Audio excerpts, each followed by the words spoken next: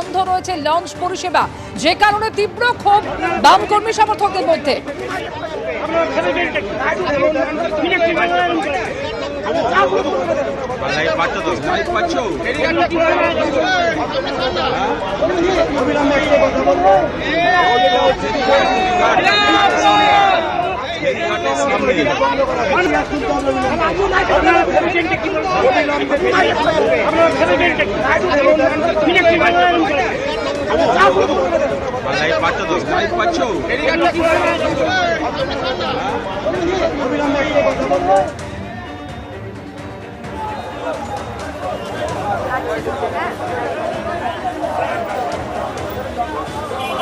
সরাসরি কথা বলবো এই মুহূর্তে সুমিত হালদার রয়েছেন আমাদের সঙ্গে। সুমিত, একদিকে বাম কর্মী সমর্থকদের মধ্যে ক্ষোভের ছবি আমরা দেখলাম, কি কারণে আজকে লঞ্চ পরিষেবা এভাবে বন্ধ রাখা হয়েছে সেই নিয়ে তারা ক্ষুব্ধ। অন্যদিকে পুলিশ আধিকারিকদের সঙ্গে কথাও বলছেন তারা, পুলিশের কি বক্তব্য এই নিয়ে?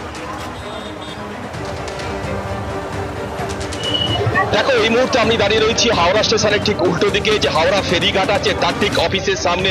কিছুক্ষণ আগেই এখানে যারা বাম কর্মীরা যারা দক্ষিণবঙ্গের বিভিন্ন জেলা থেকে এসেছিলেন, তারা কিন্তু হাওড়া স্টেশনে এসে তারা ফেরিঘাটে করে গঙ্গা পার করে কলকাতায় যা যেতে চাইছেন, অর্থাৎ সেখান থেকে তারা পায়ে হেঁটে ব্রিগেডে যাবেন। কিন্তু সেটা যেটা দেখা গেল যে আজ সকাল থেকেই কিন্তু হাওড়া ফেরিঘাটে তালা ঝুলছে, অর্থাৎ ফেরিঘাট বন্ধ রাখা হয়েছে।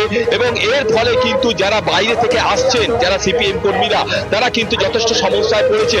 কিন্তু এরই প্রতিবাদে সিপিএম কর্মীরা ঠিক ফেরিঘাটের অফিসের সামনে তারা বিক্ষোভে দেখাতে থাকেন, তারা ক্ষোভে ফেটে পড়েন এবং ঘটনাস্থল এবং তারা রাস্তা অবরোধ শুরু করে দেয়। ঘটনাস্থলে ছুটে আসে পুলিশের পদস্থ কর্তারা, তারা বারবার তাদের দফায় দফায় বোঝায় এবং এরপর কিন্তু তারা সরে যায়।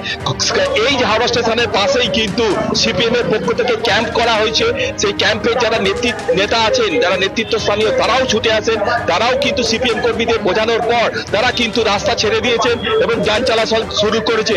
কিছুক্ষণ আগে কিন্তু এখানে হাওড়া স্টেশন থেকে যেসব গাড়িগুলো বেরোয়, তারা কিন্তু দাঁড়িয়ে গেছিল বিশাল একেবারে। অর্থাৎ লঞ্চ ঘাট বন্ধ থাকায় তীব্র ক্ষোভ বাম কর্মী সমর্থকদের মধ্যে। কিছুক্ষণ এলাকা অবরুদ্ধ হয়ে থাকে, যদিও তারপর পুলিশ আধিকারিকদের সঙ্গে কথাবার্তা হওয়ার পর এই